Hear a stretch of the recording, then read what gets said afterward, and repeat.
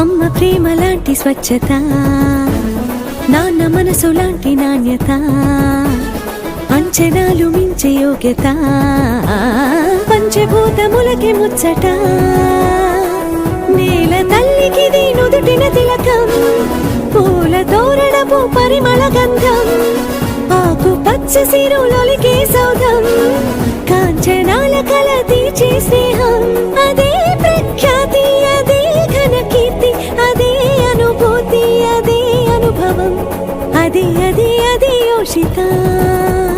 బంగారు బంగారు బంగారు భవిత యోషిత.